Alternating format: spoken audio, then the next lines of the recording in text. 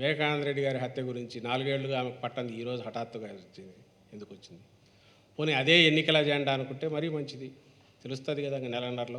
నెలన్నరలో ప్రజలు ఏమనుకుంటున్నారు, ప్రజా కోర్టులోనే తేల్చుకోవాలనుకుంటున్నామని అన్నట్టున్నారు. ఈరోజు ప్రజా కోర్టులో మరీ మంచిది. దాంతో అప్పటికన్నా నోళ్ళు మూతలు పడాలి కదా. రేపు ఈ ఎన్నికల్లో తెలుస్తుందిగా. ఎన్నికలకున్న పవిత్రత కానీ ఎన్నికలకు అజెండా ఏముండాలని కూడా ఇగ్నోర్ చేసి వ్యక్తిగతంగా కూడా దానికి ఏమీ ఓ ప్రాతిపదిక లేకుండా అసంబద్ధమైనవి ఏదైతే ఆ ఆరోపణలకు రిప్లైలు ఇచ్చుకుంటూ పోతే అది ఎక్కడికి పోతుందో కూడా తెలియదు. అన్ఎండింగ్ ఇది ప్రాసెస్.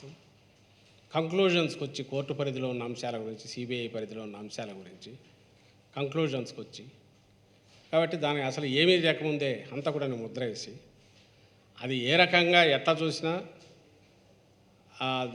దానికి నేను ఇంతకుముందు చంద్రబాబు నాయుడు గురించి అనిందే, జనం అంటే టేకెన్ ఫర్ గ్రాంటెడ్ ఒక అహంకారంతో కూడిన మాటలు తప్పవి. దాంట్లో ఎలాంటి సహేతుకత కానీ లేదా ఇప్పుడు ఏ సందర్భం అయితే ఎన్నికలు అయితే ఉన్నాయో వాటికి తగిన రకమైన ప్రాతిపదిక కానీ పార్టీ వైపు నుంచి ఉండాల్సింది లేదు. వేరే అజెండా వచ్చి వ్యక్తిగతమైన అజెండా, అది కూడా ఆమె అజెండా అని కనిపించట్లా. చంద్రబాబు అజెండా ఏదో అది ఆమె ఎగ్జిక్యూట్ చేస్తుంది. అందుకే పెయిడ్ ఆర్టిస్ట్ అని అనాల్సి వస్తుంది.